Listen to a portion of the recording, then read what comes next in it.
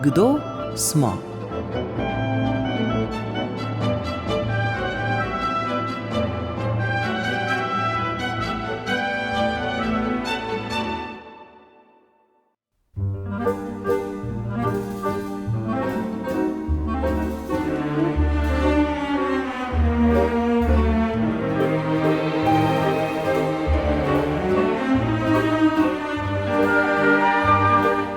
Mladi v prvih povojnih generacijah se živo spominjamo jutranje ječmenove kave, v katero smo nadrobili kruh, pojedli in popili in S pesmijo na ustih stekli v šolo, lepo je v naši domovini biti mlad.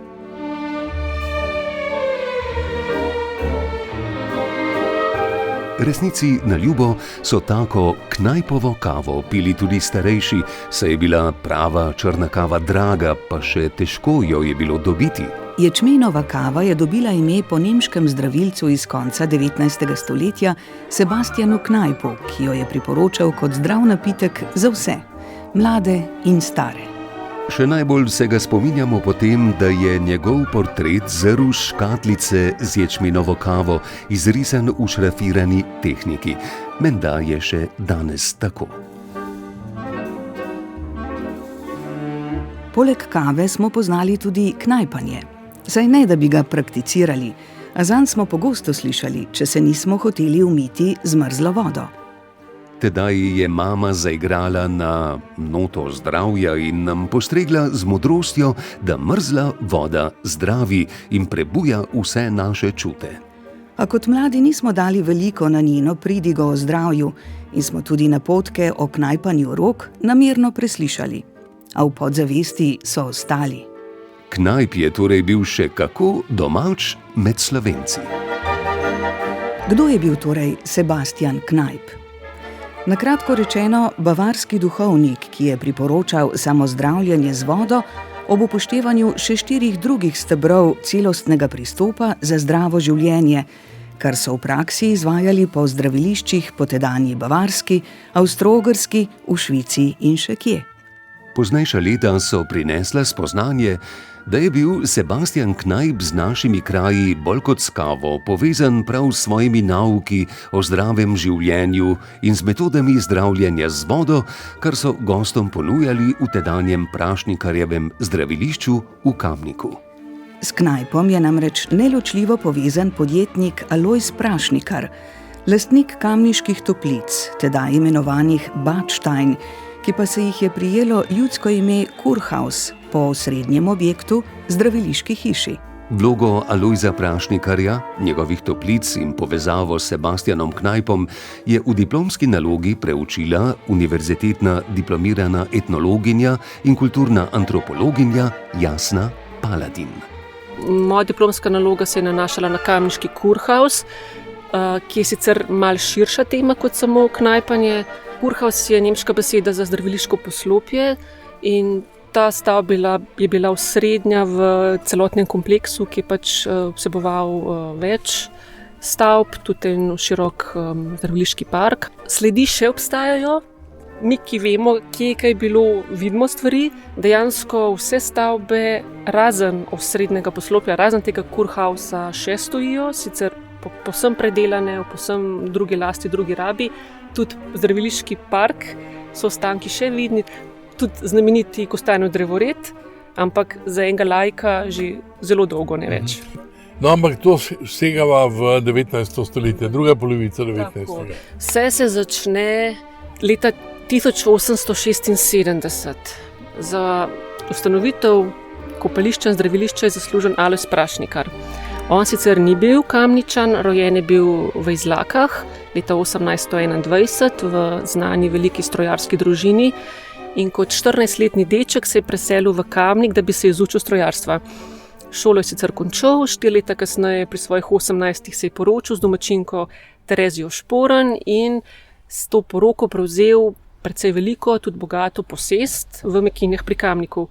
Hitro je gotovo, da strojarstvo ni zanj. Bil je izredno podjeten že kot mlad fant in ustanovil je gradbeno podjetje.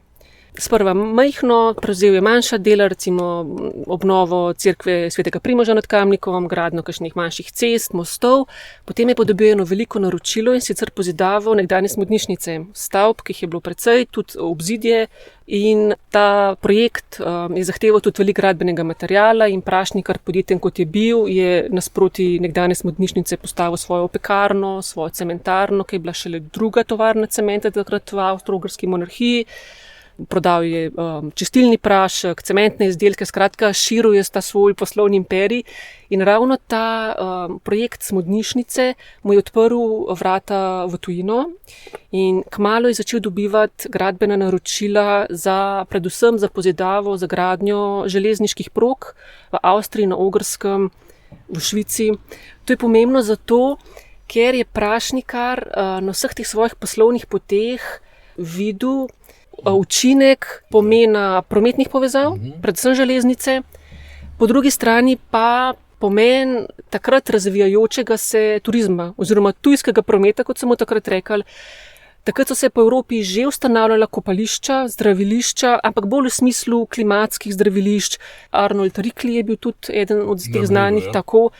In leta 1876 je po vzoru iz tujine na tem svojem posestvu med Sotočjem, Kamniške Bistrice pa Nevlice, pa tja gor skoraj do Mekinskega samostana, je zgradil kopališče. Kot zanimivost mogoče, prvo investicijo v kopališče je izvedel v Rodnih Izlakah, no in ker mu je tam uspelo, je to vse skupaj postavil še v Kamniku. Takoj je vložil veliko v reklamo, v vse večje znane časopise, predvsem na Dunaju, izdal je tudi knjižico, tako reklamno brošuro, zgradil je eno tako vilo za petičneže in tudi vabil te svoje petične prijatelje, poslovne partnerje iz tujine. Stvar se je zelo hitro prijela. Ena od stvari, ki je tle pomembna za ozadje, no je mogoče ta, da je Kamnik že od nekdaj veljal za tako zelo blagodejno, mesto z blagodejno klimo, svežim zrakom, zeleno okolico in že samo zato so ljudje sem hodili ne toliko na zdravljenje kot na počitnice, na oddih, tako. No in recimo že leta 1883 je v Kurhals prišel cesar Franc Jožef, že to je bil recimo tak zelo... Katerega leta je prišel? 1883. In katerega leta je prišla železnica v Kamnik? 91. No, kopališče se je prijelo med tujci, prihajali so iz cele monarhije, iz Trsta, iz Dunaja, iz Prage, zelo veliki iz Hrvaške, iz drugih slovanskih držav. No in ko je še cesar prišel, je bilo to še dodatno priznanje, ampak še vedno pa ne toliko, kakor si je Prašnikar želel, a pa verjetno obetal. In je že, v bistvu že takoj, oziroma še prej, že v 60-ih letih si on prizadeval za gradnjo železnice. On je predložil načrte, tudi ustanovil podjetje, da bi to financiral in se v bistvu 30 let trudil, da bi se ta proga postavila. In 91. leta mu je to uspelo. Sicer po zaslugi države, vojske in smodnišnice. No in leta 1891 je Kamnik postal lažje dostopen. Prej so gostje hodili v Kamnik s poštnimi kočijami po zelo slabih prašnih cestah, to so bile dolgotrajna potovanja. Res, da so ostajali več tednov, to niso bili enodnevni gostje. Skratka, razdalje so se zmanjšale. Istega leta, se pravi 1891, je pa Prašnikar v Kurhaus vnesel knajpove metode zdravljenja oziroma tako imenovano knajpanje. In to leto je začetek razcveta zlate dobe, ki sicer ni bila dolga, zgolj 8 let, ampak teh 8 let se je Kurhaus toliko uveljavil, pustil tak pečat, da še danes vemo za njega.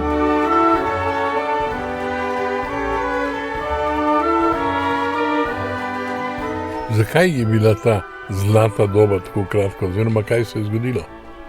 Prašnikar je umrl. Leta 1899 je Prašnikar umrl, 2 leti pred njim tudi Sebastian Knajp.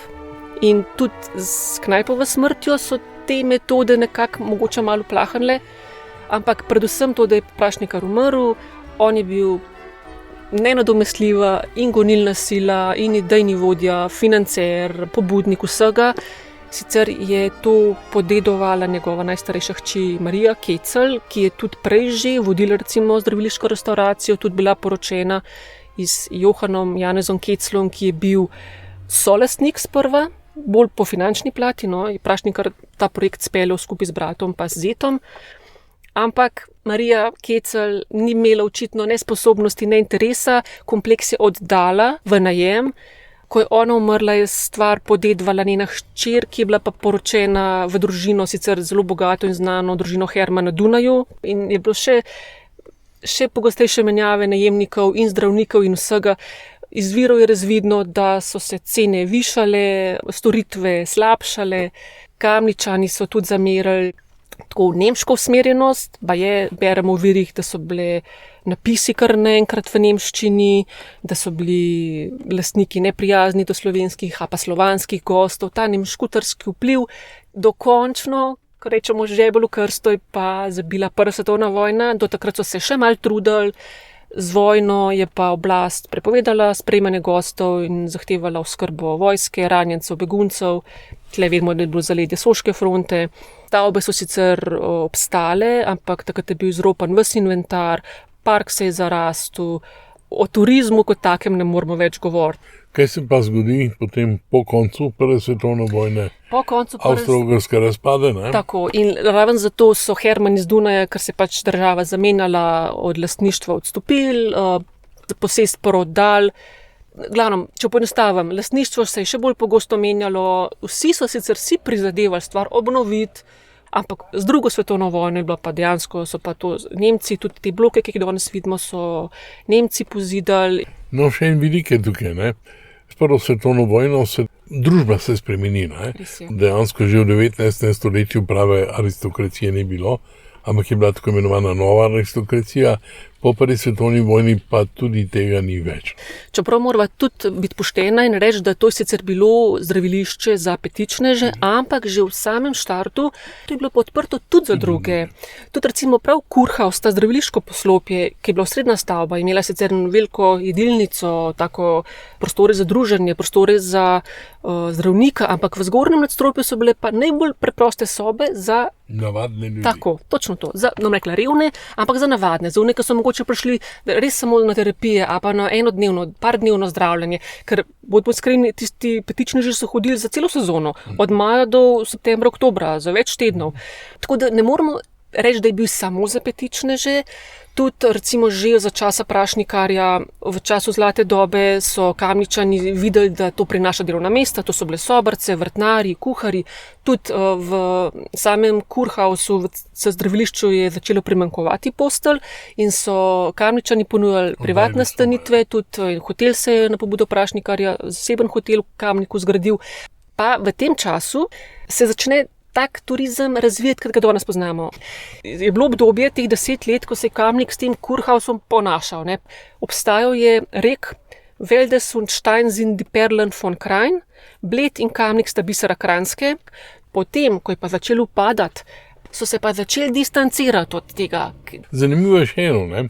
Namreč Knajp je vsa ta svoja načela, so to svojo filozofijo oziroma nauk, kot je on rekel, upeljal za navadnega človeka, ne za aristokrate. Ne? Točno to. Mene je zanimivo že to, da sta Alojz Prašnikar pa Sebastijan Knajp popolna sodobnika, samo 4 dni narazen sta bila rojena, maja 1821. Sebastijan Knajp je bil rojen na Bavarskem. Vemo, da je bil v mladosti zelo slaboten, tudi zelo zgodaj za pljučno tuberkulozo zbolel in mu je pod roke prišla knjižica o zdravilni moči mrzle vode. Znan je bil potem, da se je v pozimi v Donavi kopal. Skratka, zdravje se mu je občutno izboljšalo in on je začel to prakticirati, raziskovati, povezovati tudi zdravo prehrano, gibanjem v naravi, pač širšo sliko. In ja, on ni bil začetnik tega, če smo iskreni. Že več ljudi je bilo, ki so prakticirali zdravljenje z vodo. Ampak Sebastijan Knajp je bil pa dejansko prvi. Nadgradil je to. Nadgradil, plus to naredil, kot ste rekel, dostopno vsem in razumljivo. Knajp je sprejel vse, tudi najbolj preproste, revne, bom rekla, bil duhovnik, ne, že po tej plati. In množično so ljudje drli v njegovo župnijo na te terapije. In on je zato napisal knjižico z upanjem, da se bo ta množica malo umirila. Je bil pa ravno kontraučink. In zato je on iskal kopališča po Evropi, ki bi prevzeli te goste. In zato vemo, da sta bila s Prašnikarjem v stiku, lahko tudi sklepamo, da je celo Knajp ponudil ali pa prosil Prašnikarja, če prevzame to. In vemo tudi, da mu je pošiljal zdravnike, oziroma da je izobraževal. No, in v tistem še za časa življenja Knajpa je po Evropi več kot 100 zavodov že izvajali njegove terapije, se pravi knajpanje.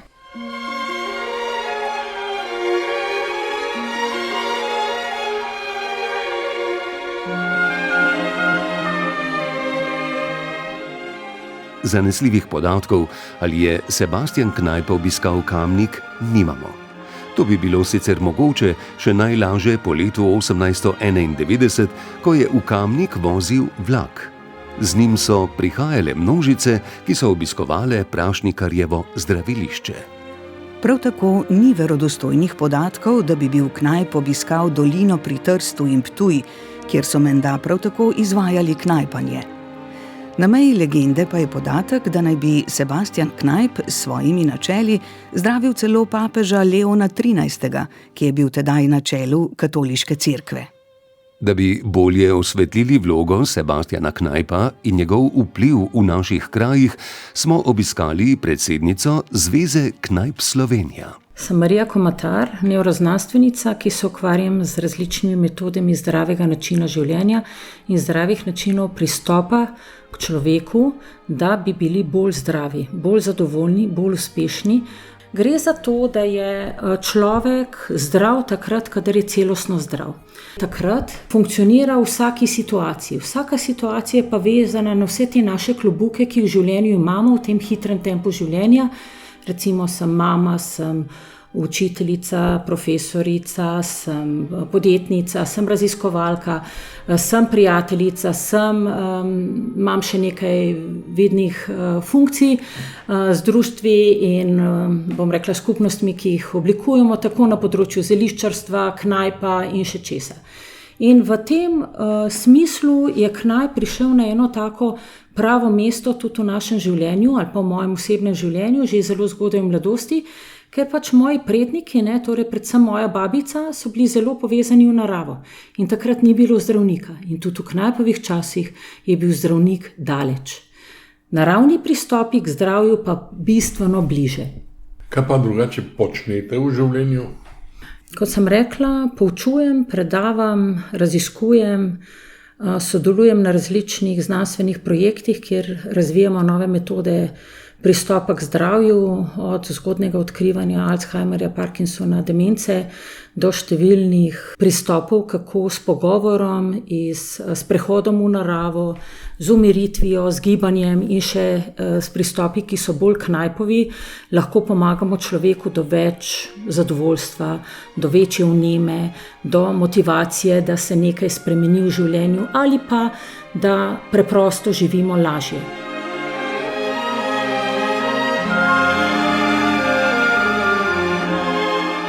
Sebastijan Knajp je živel leta 1821, se je rodil 17. maja, 17. junija 1897, se pravi star 76 let je pa umrl.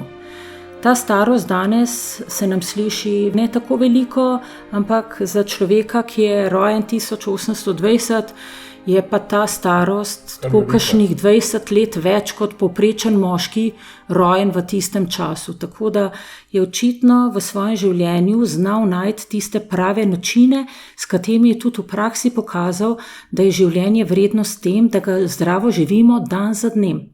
Kaj mi je všeč pri Knajpovem nauku je predvsem to, da je povezal svoje praktične izkušnje čez svojo življenjsko filozofijo v filozofijo, ki jo je potem v terapevtsko okolje vključil in pomagal številnim ljudem in seveda tudi Slovencem. Sebastijan Knajp je bil duhovnik. Živel je na Bavarskem, deloval je večinoma v Bad Veriskofnu, ki ga danes predstavlja nemška Knajpova asociacija kot center Knajpovega delovanja. Tam je tudi umrl, ampak svoje življenje ni preživel samo pa za cerkvenimi zidovi, ampak večinoma je pomagal ljudem. V parku je naredil vodno terapijo. Vodno terapijo se je slučajno naučil ob svoji bolezni, torej imel je tuberkulozo pri 28 letih in niso vedeli zdravniki, kako mu pomagajo. In tako nekako je našel eno malo dobrih 10 strani knjižico o zdravljenju z vodo. In tisto knjižico je pač gledal najprej nekaj časa, pa je rekel, ne, to ne more delati, potem pa je to dosledno uporabljal in od tistega trenutka dalje je pa on ugotovil. Mama je bila zeliščarica in mu je povedala o zeliščih, to je eden steber Knajpa. Potem voda, nekateri še danes mislijo, da je voda temelj Knajpove filozofije, pa vendarle to je en steber. Knajp je vedno poudarjal, da vseh 5 stebrov je pomembno za celostno zdravje. Naslednja je seveda gibanje. Če se mi v današnji sedeči družbi, je to izjemno pomembno, preveč zasedimo, potem nam telo sporoča pač te nove sodobne bolezni. In to je pomembno, da mi naredimo, danes govorimo, koliko je korakov potrebnih, pomembnih in tako, ampak če prenesemo zdaj v Knajpov čas in jezik, rečemo 10.000 korakov. Kaj so včasih delali? Ja, delali so na polju, pa hodili so. Pa ponavadi so še brez čevljev hodili, ker pa so bili eni čevlji doma. In zato je tudi verjetno nastala ta bosonoga hoja. Bosonoga hoja je sicer danes tudi neka moda postala zopet, ampak ne čist bosi, ampak barefoot v smislu bosi v čevlje, ki so samo kavčuk ali pa nek naraven material s čim tanjšim podplatom. In v Knajpovih časih in tudi v Knajpovih centrih pa dobimo bosonogo hojo na način po različnih materialih. In tudi po rosi in tudi po snegu. Če se vrnem nazaj na naslednji steber, seveda kaj pojemo. V Knajpovih časih je bila lakota, ni bilo pretirane hrane, je bila pa raznovrstna hrana. Zakaj? Kmetje, če so želeli preživeti, so morali posejati malo polja z žitom, malo z ovsom, malo z drugimi kulturami in pač to so zagotovili hrano za sebe in za svoje bližnje in tako nekako za to preživetje so delali. Zemlja jim je dala preživetje. Malo je bilo tisti, ki so bili odvetniki, duhovniki in še kaj drugega, ljudje, ki so študirali. In prehrano je Knajp zelo dobro umestil v celostno filozofijo, ravno s tem, da je potrebno biti zmeren, da je potrebno jesti lokalno, da ne moreš iti na drug konec Slovenije ali celo sveta po neko živilo, po neko surovino, ki si jo pač trenutno zaželiš. Tudi to, da mi jemo jagode sredi zime, to ni naključje, da potem pride do tako velikih težav s telesom, ki ne ve več, kaj je kaj, posebej tudi zaradi vsega tistega, kar na teh živilih pride. Celostna, zdrava, naravna in sezonska hrana je tisto, kar je Knajp postavil v ta steber prehrane. To je preprosta hrana, ki bi jo tudi danes lahko vključili v svoje jedilnike. In imamo seveda še en steber, temu pa se reče zdrav življenjski stil ali ravnovesje. Danes temu rečemo psihoterapija, danes temu rečemo umirjanje, protistresne aktivnosti, sprehod v gozd in vse ostale aktivnosti, ki so zelo, zelo tesno povezane z narave. In če naredimo povzetek teh stebrov, je ključno to, da je potrebno iti v naravo, ker tam je odgovor na naše zdravje, na več zdravja, na več ravnovesja in tudi na umiritev.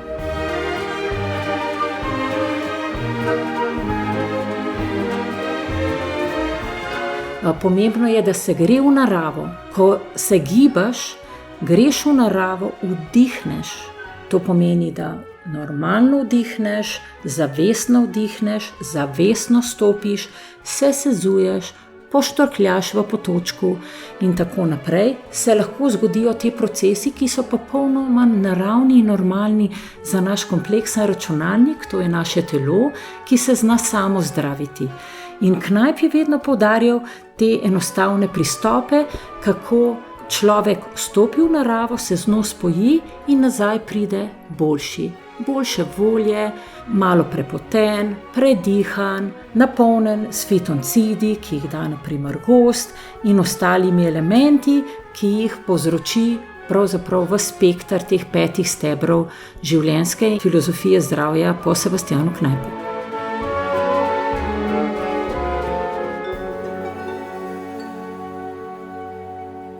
Večina Slovencev, ki imamo že nekaj desetletij za sabo, pozna knajpa po knajpovi kavi. Kar se tiče knajpove kave, pa je bila to ječmenova kava. In še danes jo lahko kupimo na policah v prodajalnih, jo vidimo kot knajpova kava. Žita.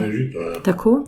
Ravno tako je bilo pa pri čajih. Naprimer, zeliščni čaji ne dajo poživila, medtem ko pravi čaj je poživilo, medtem ko zeliščni čaj je pa blagodejen za telo in ima zelo različne blagodejne učinke. In naše babice so super dobro vedele, kdaj nam ponuditi kakšen čaj, in to ni bil samo čaj, če smo bili bolni. A je Knajp sam svoje delo imenoval filozofija ali je imenoval nauk in širil ta svoj nauk? Pravzaprav je širil ta svoj nauk. Ja, seveda, Knajp je bil duhovnik in v tem zadnjem stebru ravnovesja je zagotovo imel v mislih več introspekcije, se pravi, poglej vase in popravi, kar ni super dobro. Vsak dan si lahko malo boljši. S temi načeli je tudi to širil, tudi po Sloveniji, ko ga je gospod Valentin Podgorc, isto duhovnik, leta 1908 v knjigi Domači zdravnik po naukih in izkušnjah župnika Knajpa povzel in pripravil za slovenski narod v eni obliki njegovega vodnika, je seveda napisal nauk v ljubljanskem Zvonu, kjer so pač to objavljali v slovenskem jeziku, kar je bilo tudi super, takrat za nas Slovence in za pravzaprav širjenje več znanja. In iz nauka so potem ti pisci, takratni in kasnejši, to spremenili v filozofijo. Zakaj? Če pogledamo, osnovo Knajpa izhaja iz temeljev zeliščarstva. Temelji zeliščarstva so bili v samostanih, tudi slovenske izkušnje, naprimer Stične in še kakšnega samostana Pleterje, naprimer, imajo to tradicijo stoletja. In v samostanih in pri duhovščini se nahajale te knjige. Naprimer, že sveta Hildegarda je pisala v 12. stoletju o zeliščih. In potem je bilo kar nekaj časa ene take praznine in mi se lahko zahvalimo Sebastjanu Knajpu za to taka čudovita dela, ki jih je pravzaprav zapisal na način, da jih človek razume, da so preprosta, napisana na jasen način in da se jih da preizkusiti že s tem, da se prebere knjigo. Seveda pa danes vemo še veliko več o vseh teh 5 stebrih, ki jih dejansko razumemo in učimo kot filozofijo. In ravno to, bom rekla, balansiranje med jasno znanostjo, ki se jo da aplicirati, pristopi, ki so na en način terapevtski v centrih, ki so za to usposobljeni, in pa seveda laično, kar pa lahko mi vsak dan naredimo v svojem domačem okolju, v svojem naravnem okolju, gozda in travnika, povsod, kjer lahko zavonjamo rastlino, kjer najdemo zelišče, jo naberemo recimo v svojem vrtu. Vrtnica je tudi taka rastlina, ki blagodejno deluje, pa vse do celostnega zdravja, ki ga je Knajp tako lepo povzel.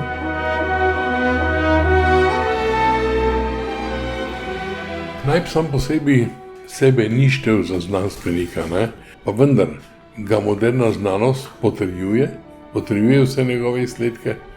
Ja, moderna znanost razume Sebastjana Knajpa kot začetnika različnih metod naravnega zdravljenja. Danes se v Ameriki in marsikje po svetu, tudi v Aziji, v Rusiji in tako naprej, poučuje naravne metode zdravljenja, kako ti narava lahko pomaga. Različni pristopi, hoje so narejeni na izsledkih znanstvenikov, ki potrjujejo to, da naravne načine zdravljenja pomagajo človeku, da so na nekem področju, kjer so v nekem momentu šibki, opolnomočeni. Druga pomembna lastnost pri tem pa je seveda, ko mi natančno vemo, kako naredimo nek postopek, nam ta tudi pomaga. Mi smo se odvadili poslušati naše telo. Naprimer, začutimo prehlad, to pomeni pač glava je nekje drugje kot noge, neka temperatura se začne dogajati, slabo počutje, včasih glavobol, migrenski napad in še kaj. in takrat je potrebno dati noge v zelo hladno vodo, mrzlo vodo. In potem tej vodi dodajati toplo in še bolj toplo vodo do vroče vode in potem iti počivati. To je naše zdravilo. Telesu s tem pomagamo, da gre čez to prvo izkušnjo padca imunskega sistema ali karkoli se nam je še dodatno zgodilo in s tem mnogo hitreje ozdravimo. Torej, Knajpova znanja, ravnovesja telesa, duha in narave so danes v znanstvenem, raziskovalnem in uporabnem smislu razumljena kot temelj sodobnega zdravega življenjskega sloga in wellnessa. Potem imamo savne, potem imamo uporabo vode na najrazličnejše načine. In če pogledamo plavanje, kaj telo naredi v vodi. Razbremeni se, pomembni sklopi mišični in skeletni oživijo. No in zdravilišča in wellness centri zelo veliko teh pristopov za več zdravja uporabljajo.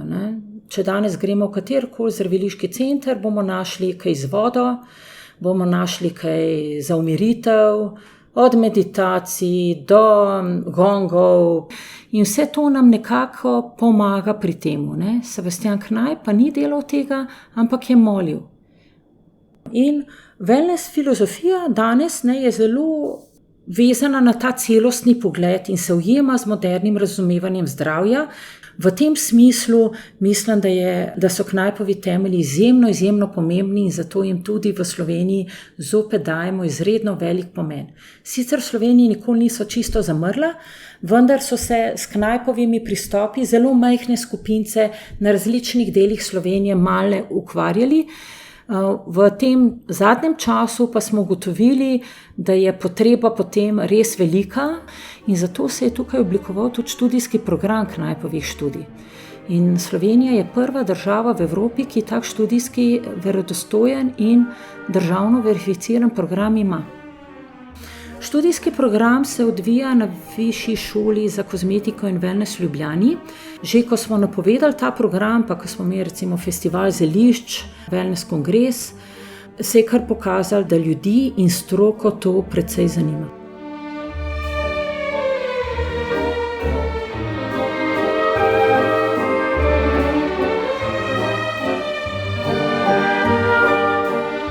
Moderna znanost, kot tudi zdravstvo in medicina v Knajpovih časih so ostali na dveh bregovih. Zdravje človeka se krepi na preventivi in takrat, ko res ne moremo več sami, na kurativi. In Knajp danes ponuja isto, kot je ponujal nekoč.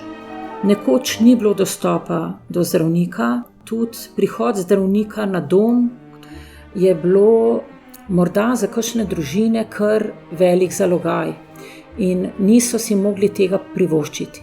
Danes je nekaj zelo podobnega. Knajp se je prepiral zdravniki. Zdravniki mu niso verjeli, da je premagal tuberkulozo iz hidroterapije, kot jo danes imenujemo. In ostalimi stebri, ki jih je vključil dobro z razumevanjem pa poslušanjem telesa, pa svojih obrambnih mehanizmov in kako narava deluje na njega. On je tekel, kopal se je v mrzli vodi in opravljal druge rutine, red in disciplina. To je tudi eden pomembnih stavkov, ki jih je ničkolikokrat povedal.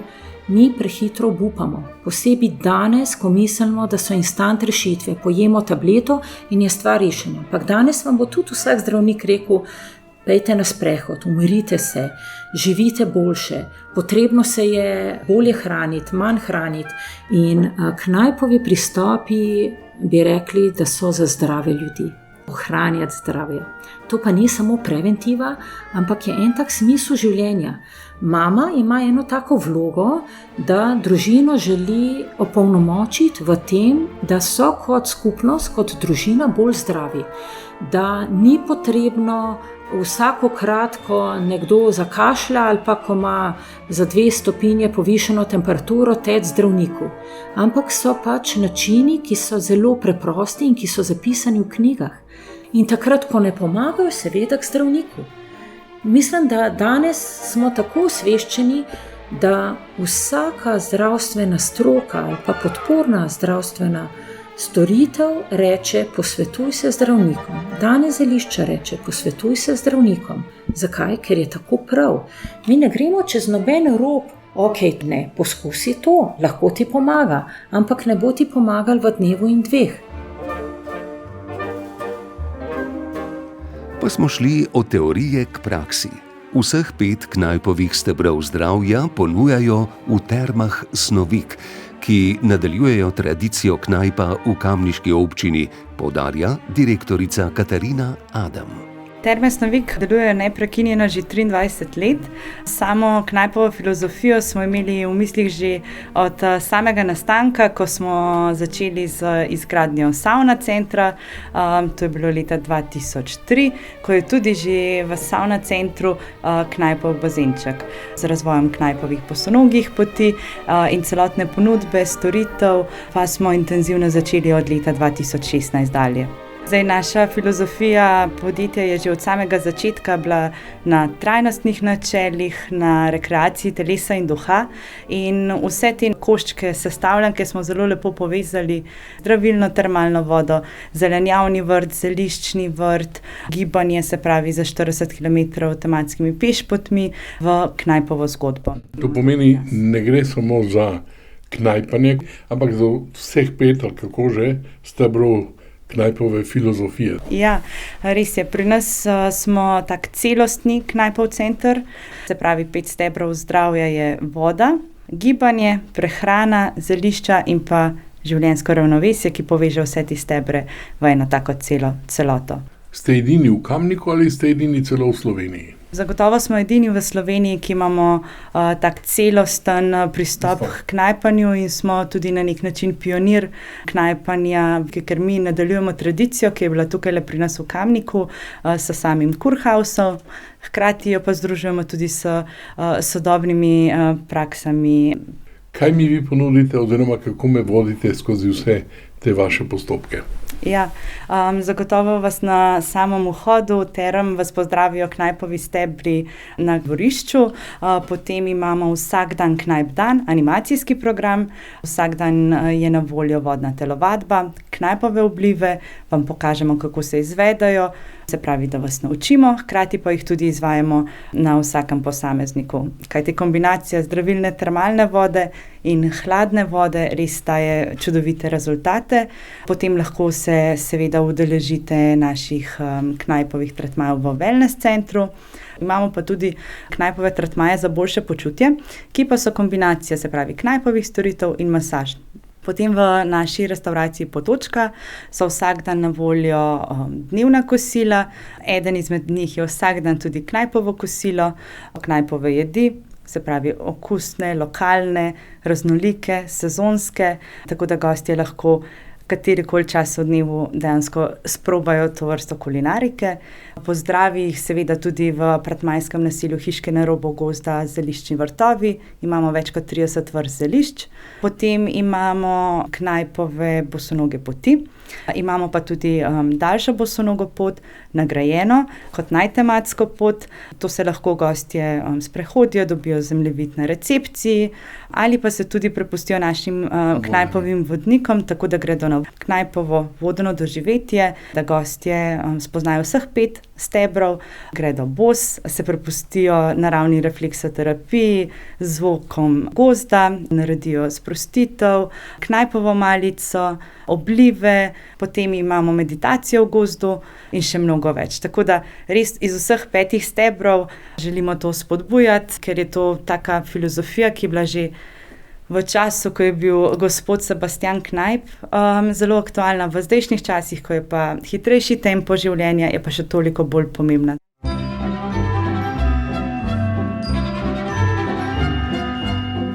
Naravne danosti za razvoj knajpanja imajo tudi v Arboretumu v Volčjem Potoku.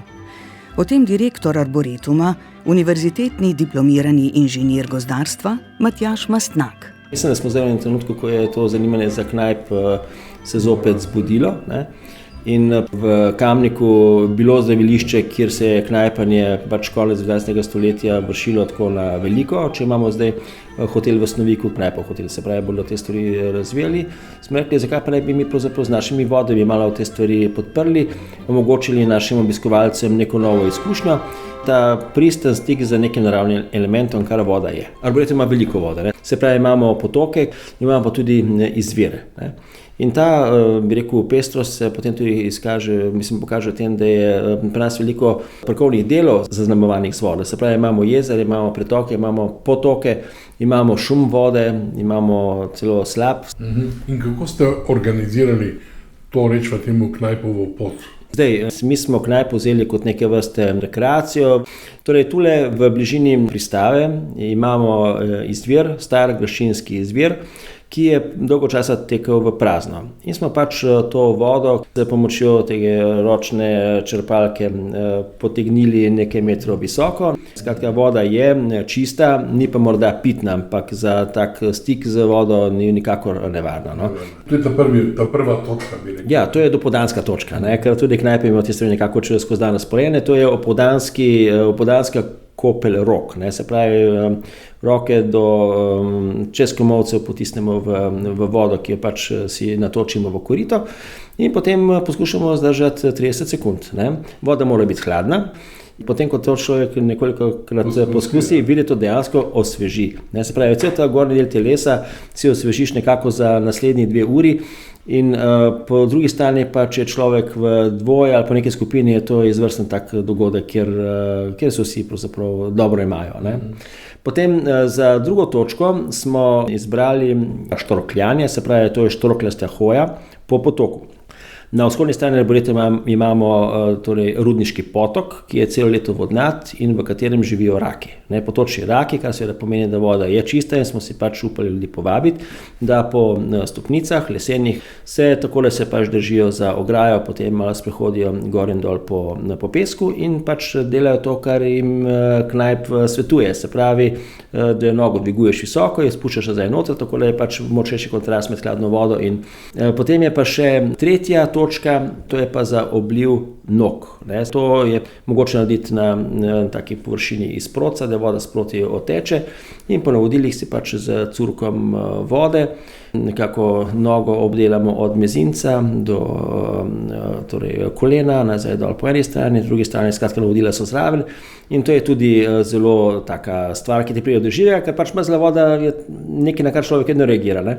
In če potem to človek združi še z boso hojo, po travi, po pesku, po procu, po zemlji z iglicami pod drevesi in se potem na koncu še spere pod plate, je to še četrta Knajpova vsebina zraven. Ne?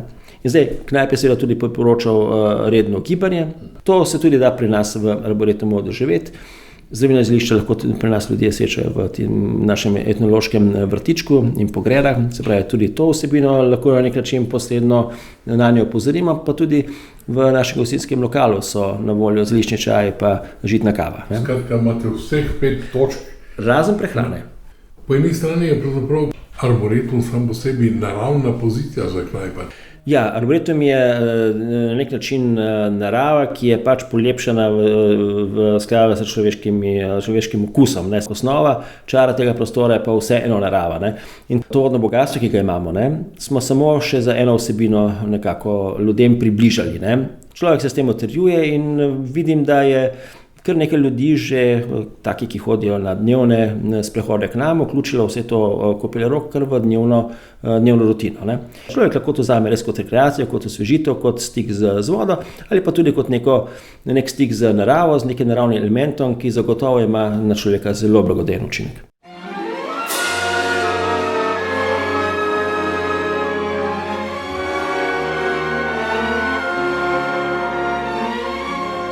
Predsednica Zveze Knajp Slovenija, dr. Marija Komater, pravi, da je Knajp pustil velik pečat med Slovenci že v svojem času in po smrti. Kaj je zanimivo o Knajpu in njegovi dediščini, je zagotovo to, da smo imeli za časa njegovega življenja pravzaprav vse njegove knjige. Prvič v nemščini, takrat v Sloveniji se je govorilo nemško. Smo bili sicer vedno zavedni, pa smo hoteli slovenske knjige in že za časa njegovega življenja so bile prevedene knjige o vodni terapiji in pa vodnik v slovenski jezik.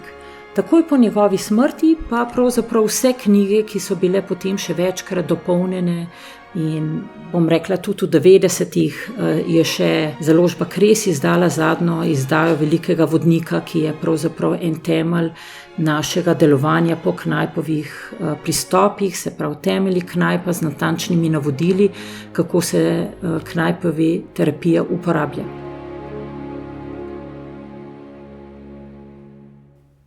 In Knajp danes? Knajp danes je kar živ. Društva, ki so se v zadnjih 20-30 letih snovala po Sloveniji na razne točke, kjer so se delali, bom rekla, neki mali projekti, recimo Knajpov park, Bosonoga pot, kakšni elementi hidroterapije in še marsikaj drugega, so bili bolj in manj živi. Dogajali so se in se dogajajo tako v nekih hotelih, zdraviliščih, v termah in društva, ki so bila s tem povezana tako na Vrhniki kot v Mariboru, so imela ene taka bogato, razcveteno obdobje, v katerim so izdajali celo svoje publikacije, pa do tega, da so nekako zbudili več želje po Knajpu tudi med mlajšimi, med strokovnjaki, ki se ukvarjamo s temi 5 stebri Knajpove filozofije. In danes je Knajp dosegel eno točko, kjer smo se povezala društva v Zvezo Knajp Slovenija, kjer želimo udejanjati vseh teh 5 stebrov. Mislimo, da je zelo pomembno, kaj je on razmišljal pred 150 in več leti, kaj vse je zapisal, kar je zelo koristno, dragoceno in blagodejno za človeka danes. In večkrat lahko rečemo, da to, kar smo slišali in kar lahko preberemo, kar smo se naučili od svojih babic in prababic, da pravzaprav je najbolj aktualno danes. In tudi znanstveno je potrjeno, da prihodnost bo svetlejša, če bomo mi lahko to znanje ohranili, ga poenotili na en način, kot je danes primeren in priročen za ljudi. Ne, hočeš nočeš danes, če hočeš doseči mlado populacijo, je potrebno iti v digitalne smeri, je potrebno to tudi posneti, je treba to na enostaven, kratek, humoren, praktičen način ponazoriti, da ko nekdo išče, kako lahko na enostaven način nekaj reši, to pogleda v kratkem videu, v minutki in je vse jasno. Torej, Knajpova zveza zdaj začenja s svojim delovanjem. V naše vrste smo povabili ta kulturno-dediščinski, zeliščarski vidik. Z nami je Slovensko prehransko društvo, potem skrbniki naših voda, Terme Snovik, ki so pa celosten Knajpov terapevtski center in zelo, zelo pa so pomembne tudi laične točke našega delovanja, ki se pa dogajajo recimo na Višji strokovni šoli za kozmetiko in wellness v Ljubljani in v povezavi z njimi, kjer je tudi študijski program, ki se bo kmalu začel udejanjati, in ne nazadnje Arboretum Volčji Potok, ki je naš največji arboretum in park, v katerem lahko kar 4 vodne točke preizkusimo. Knajp je v svojem času življenja naredil izjemno delo. Presegel je čas, v katerem je živel, in zelo pomemben je trajnostni pristop. Namreč njegova usmeritev k preprostosti in naravi je izjemno aktualna danes, in če pogledamo samo podnebne spremembe, prekomerno uporabo zdravil, premalo gibanja in tako naprej, to je zelo pomembno, da mi to razumemo. Da je Knajpov pristop in nauk zasnovan tako, da ga lahko uporablja vsak, torej vsakemu je dostopen, ne glede na starost, družbeni status, kraj bivanja.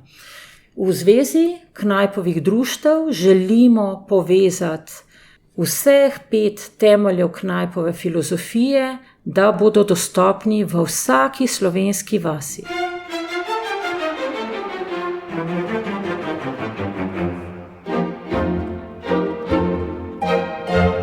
Zdravja ne moremo kupiti, temveč ga dosežemo z razumnim načinom življenja. Vse, kar potrebujemo za zdravje, nam je radodarno podarila narava.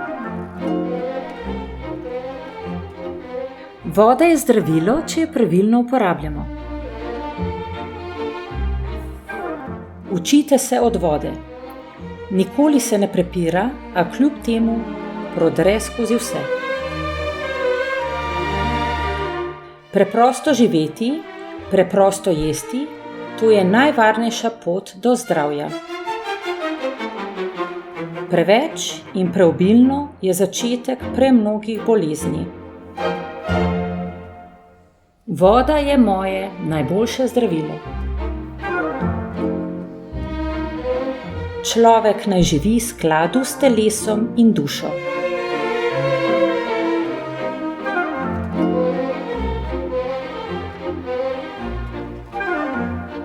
Voda je naravno zdravilo. Mrzla in topla voda v obliki kopeli, oblivov, ovitkov, obkladkov čisti, krepi in zdravi telo. Vodne kure so preproste, poceni in dostopne vsem. Drugi steber, živeti skladno z naravo, na svežem zraku, v sončni svetlobi, gibanju, delo, krepita odpornost. Prehrana naj bo skromna in zmerna. Temelj naj bodo rastlinska hrana, mleko, polnovreden kruh, krompir, stročnice in sadje. Treba se izogibati prenajedanju, pretiranemu mesu in škodljivim razvadam, kot so alkohol in kava. Ravnotežje med delom in počitkom je zelo zanimiv koncept, ki se ga danes vse bolj zavedamo. Zdravje se ohranja z rednim življenjskim ritmom in samoobvladovanjem. In pa duhovna dimenzija zdravja, ki je neka vera, notranji mir in moralno življenje kot temelj telesnega in duševnega zdravja. Človek mora skrbeti za svoje telo in dušo. Kot je rekel, pomagaj si sam, pa ti bo tudi Bog pomagal. To je bila oddaja Kdo smo? Z naslovom Knajp in Slovenci. V njej so sodelovali etnologinja in kulturna antropologinja Jasna Paladin, predsednica Zveze Knajp Slovenija, nevroznanstvenica dr. Marija Komater, direktorica Term Snovik, ekonomistka Katarina Adam in direktor Arboretuma Volčji Potok, diplomirani inženir gozdarstva Matjaž Mastnak. Oddajo sva povezovala Igor Velše in Eva Longika Marušič. Tonski mojster je bil Liam Samsa. Avtor oddaje je Ivan Mrljak. Oddaji lahko spet prisluhnete prek spletnih strani Radiotelevizije.